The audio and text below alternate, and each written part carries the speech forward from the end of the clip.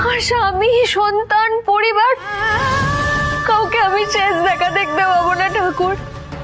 কেউ জানতেও পারবে না আমার সঙ্গে কি হলো। আর আমাকে গৃহপ্রবেশ সিরিয়ালের আজকের পর্বে দেখা যাবে শুভলক্ষ্মীর ঠাম্মির দেওয়া শাড়িটাকে রিপো করার জন্য বাজারে যায়, কিন্তু একদিনে ঠিক করে দেবে এমন দর্জি পাওয়া যায় না। তারপর গুরুদেবের শিষ্য শুভলক্ষ্মীকে কিডন্যাপ করার জন্য ফোন করে একটা ঠিকানায় আসতে বলে। খুব ভালোভাবে তাড়াতাড়ি এখানে শাড়ি রিপেয়ারিং করা হয়। শুভলক্ষ্মী পৌঁছে যায় ওই ঠিকানায়। গুরুদেব বলে এবার আর আমার হাত থেকে বেরোনোর পথ পাবে না ওই শুভলক্ষ্মী। তারপর শুভলক্ষ্মী বলে এখানে তো কোনো লোক দেখতে পাচ্ছি না, চারিদিক শুধু অন্ধকার। শুভলক্ষ্মী ঢোকার পর বাইরে থেকে দরজাটা বন্ধ হয়ে যায়। কেশব আদ্রিতকে বলে আমার মাম্মা কখন আসবে? আদি বলে তোমার মাম্মা আসলে বিরক্ত করবে না একদম, কারণ মাম্মা শাড়িটা নিয়ে খুব আপসেট। কেশব বলে মাম্মা আসলে তুমি মাম্মাকে সরি বলে দেবে। বাইরে থেকে ডোনা আড়ি পেতে সবকিছু শোনার চেষ্টা করে। আদি বলে কেশব তোমার মাম্মামের রাগ ভাঙানোর জন্য একবার দুবার না, আমি বারবার সরি বলবো। শুভলক্ষ্মী বলে আপনারা যদি দরজা না খোলেন তাহলে আমি কিন্তু পুলিশের ফোন করব।